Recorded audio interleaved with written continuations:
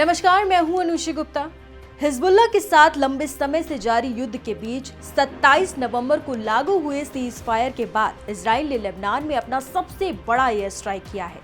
2 दिसंबर यानी कि सोमवार को इजरायली लड़ाकू विमानों ने हिजबुल्लाह के ठिकानों पर कई मिसाइलें दागी, जिससे करीब 11 लोगों की मौत हुई।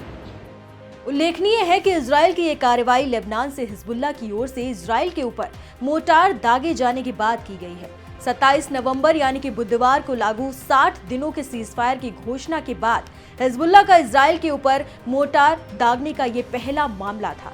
वहीं अब इन दिनों देशों के बीच लागू युद्ध विराम के लागू रहने पर आशंकाएं उठने लगी हैं।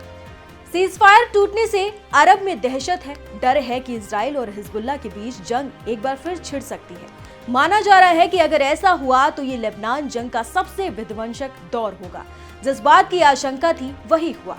हिजबुल्लाह और इजराइल के बीच हुआ सीजफायर अब टूट चुका है। 27 नवंबर को युद्ध विराम की जिस डील पर साइन हुए थे वो एक हफ्ते भी नहीं टिक पाया और अब दोनों खेमों में न सिर्फ युद्ध विराम खत्म करने का ऐलान कर दिया है, बल्कि एक दूसरे पर बारूदी बारिश भी शुरू कर दी है।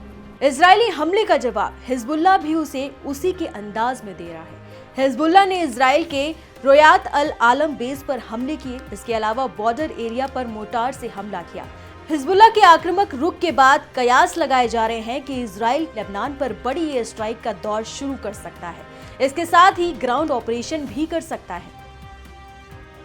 आपको बता दें कि इजराइल लेबनान के बीच जारी सीज फायर के बीच अमेरिका के नवनिर्वाचित राष्ट्रपति डोनाल्ड ट्रंप ने गाजा में कैद किए इजरायली बंधकों को तुरंत रिहाई की मांग की है।